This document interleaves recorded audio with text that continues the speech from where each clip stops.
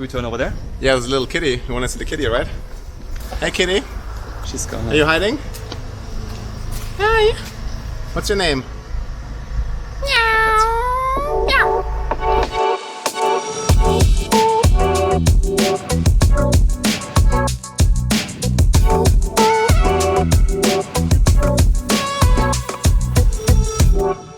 Hi guys, and welcome to day 50 of the 90-day challenge. We're again here in Paphos, Cyprus, and the sun is shining. It's super hot today. And today I am with my dear friend Ruben, that I got to know actually 3 years ago during DNX, and now we are together at Nomad base in Cyprus.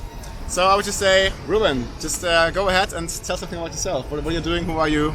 What you do in life? So first of all, thanks for inviting me, Kristiaan. Really nice to meet you again after meeting first 2018 at DNX in Berlin. Really nice to meet you again here in Cyprus. And Kristiaan asked me to do a little talk with you guys, and I told him like he's such a nice guy. He's always smiling, and people always feel well and comfortable around him. So I was really like, are we live? Yeah, we're live. Just checking. So I was really like, yeah, of course we can do that, and let's just talk about a couple of things. And happy to do a video with you. Absolutely, that's amazing. So, Ruben, I checked out the Instagram briefly, and you're called Athlete of Life. Yes. Why did you choose this name? Yes. So, Athlete of Life is my business, and moreover, it's also my passion. Yeah. So, I've been involved in sports, professional sports, for a long time. I've been working as a sports scientist, as an athletic coach with athletes, with professional athletes, with normal people as well. And I call them the everyday athlete, and yeah, I chose the name because I really want to bring that knowledge that I have and that I acquired over my time working in professional sports to everybody else, to like the whole population, or to people that really can benefit from mindset, movement, nutrition. That's what I do. One-on-one coachings with people. Excellent. That's really cool. Yeah, actually, I can confirm Ruben is super fit. And you can definitely see that he is working out a lot, right? I like moving. Yeah, I like moving a lot. Absolutely. And also, Ruben, you are a nomad. So I heard that you were traveling quite a bit, actually, even before the DNX. Mm-hmm. How did you start with your nomad lifestyle? What was the trigger? So as I told you before, 2014 was the last time I had my apartment in Germany. Since then, I didn't have a fixed apartment anymore.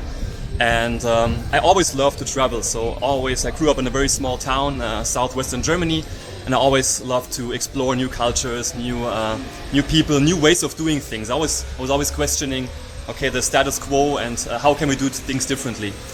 Really exposed to the digital nomad life I got into in 2018 when we also met in Berlin. Yeah.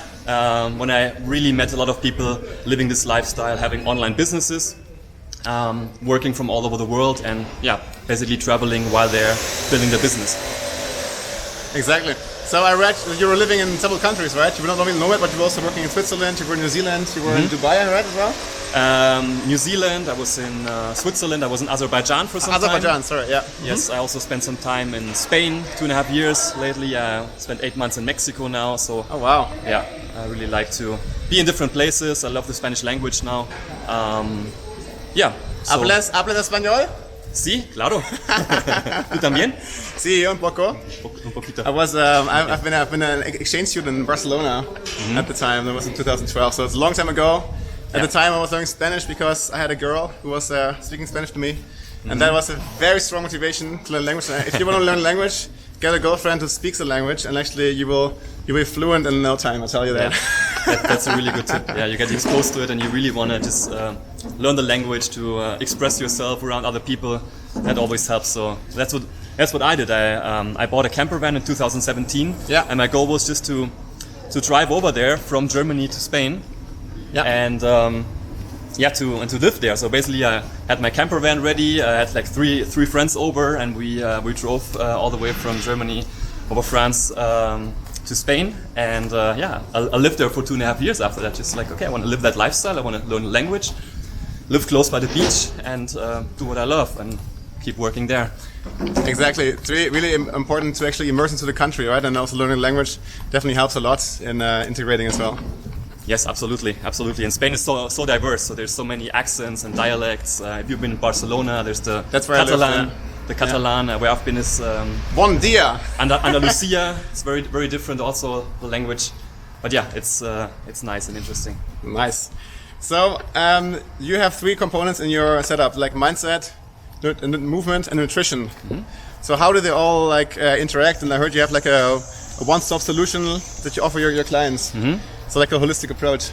Yes. So the story I always like to tell is when I worked in professional sports, I used to sit around in the morning at the table with like medical doctor, with physical therapist, nutritionist, psychologist, rehab coach, and we talked about every single athlete, every single human being basically, and what's the best solution for them. So we worked together and gave the athlete the best solution. Well, that's really what I want to bring to other people, to everyday people as well. And I have an expert team of people around me that I really appreciate in different areas. And the solution is really, okay, it should be a very, very easy solution for the customer, for the client. So what we do, I talk to different people about the challenges that the person have, and I give like a tailor-made approach in mindset, movement, nutrition that really fits his or her lifestyle, and he can use every day and really incorporate and really do it.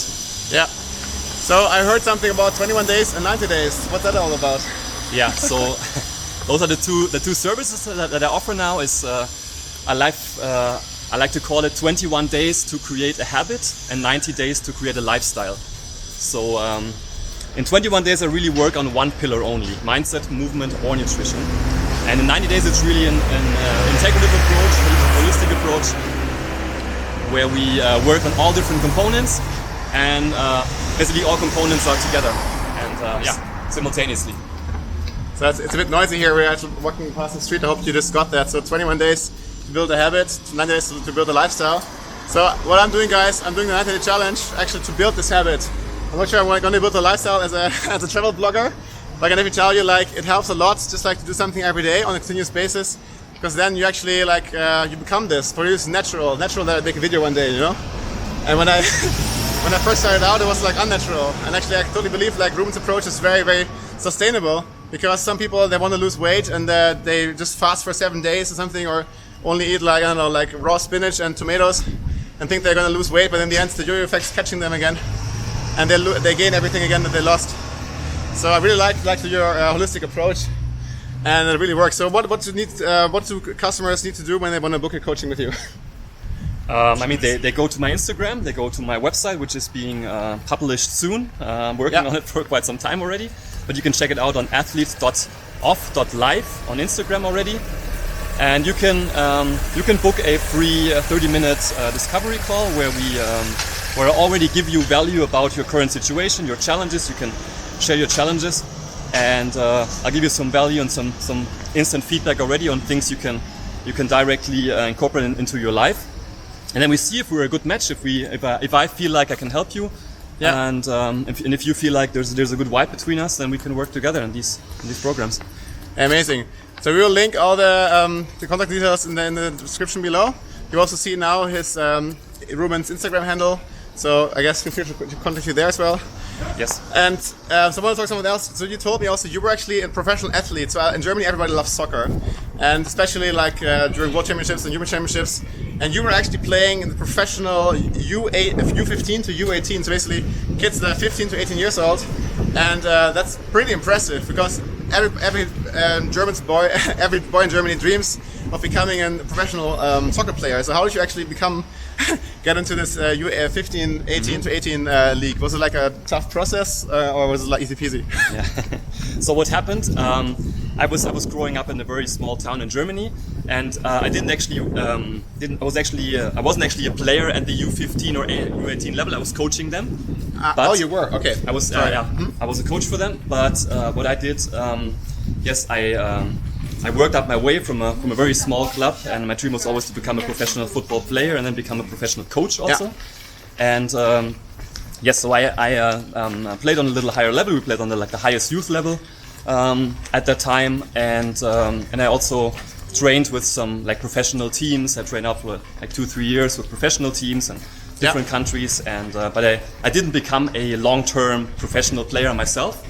But that's even more. I was even more passionate about helping other people, not only become making the dream of being a professional player, which is usually only you can play maybe until age 35 or something. Yeah. But to really help them in different areas as well. So when I worked with youth national team in Germany, we always had like a holistic approach, and even though my main obligation or my main job was to increase the fitness level, to make sure that they recover well, to make sure that they don't get injuries, to make sure they have a good diet. I was always involved in the mindset part as well, and you always have to have a connection to the players so they trust you, and you can really help them on a more holistic level. Amazing. What does mindset have to do with like being an athlete? Well, mindset is always the basis. So when we start, also in the 90-day program, mindset is always the start. It's really about knowing, and that's what I think differs from any other movement or personal training programs. That we really work on your why. We really work on your purpose. Like, why do you want to be fit? Why do you want to do these things? What do you want to achieve in life? And we use different coaching tools and combine them with the exercise. Because for me that helped. It helped a lot to in my path. That a lot to move your body, and in German I always say Bewegung bringt Bewegung. Means like movement brings movement. So through physical movement, also bring movement into your life, which helps better your relationship and also improves your level in your job life or in your work life. Amazing. So I heard during the World Championship 2006, we had a trainer in Germany called Jürgen Klinsmann. And actually, he was introducing like all this mindset stuff. He was like putting music from Xavier and I Do, like a German soul singer, on, and this basically like it's called The Path. So like this path is going to be difficult, but we're going to make it, and so on. And I strongly believe that mindset is so important. Especially, you know, guys, I'm into trading Bitcoin or investing into Bitcoin, and it starts with the mindset. If you have the wrong mindset, you will lose all your money you invest.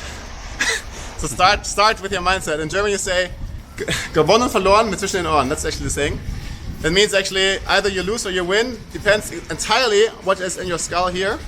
And so that's totally why I see that the mindset in your approach is super, super important. So, Ruben, let's talk about some lifestyle things. So if somebody actually said, hey, this guy is traveling now for several years, doesn't have an apartment anymore in Germany, how do you actually get started? When you say you have an office job, and you think, okay, it would be cool to be a digital nomad. Yeah. How do you start? So for me it's interesting. I was never employed in Germany. The only two times I was employed was with professional football teams in abroad, in Switzerland and Azerbaijan, actually. Yeah. So I was always doing I was a freelancer. I was like looking into other projects. And I got recommended. So I would recommend you if you start out, find out what you're truly passionate about. That's really important. And then you can offer your services as a freelancer as well. You don't need to look and apply to different jobs. You can really explore, discover also what like personal development tools are out there, and really find your passion and offer these services. For me, that was like I was combining while I was studying sports science in Cologne. I worked also in a fitness studio, so which is not like my main passion. This is work like in a fitness club, but I did that. I did some classes with people. Look at the area. It's amazing. Yeah, now we see I just switched to the other camera. So this guy is Paphos, the coastline, and we're now here in the old town. We are above the city, and it's really beautiful. I really fell in love in Cyprus actually over the past days during Nomad base here. Nomad base, yeah, exactly. It's really amazing. If you guys wanna check out Cyprus, Paphos, this is definitely a very cool place, and you should come during this time. I heard apparently in January, February, March, actually it starts to drizzle a bit, get a bit more rainy and cold. But right now it's very warm. So let's get back to it. Huh? 1 second, I have to turn the camera because my camera is weird. Only wants to focus on my face, but I want Ruben also. Huh? Did you take a break in between? You want to have a break? No. No. I just thought you had a break. No, wait. Turning the camera. So, being a nomad, do you ever feel like you need like a home base again, or wanna live in one place? So I actually do enjoy traveling slower now. I've explored many countries and I've like traveled faster, just like for 2, 3, 4 weeks. Now I really enjoy staying in a country for a longer time.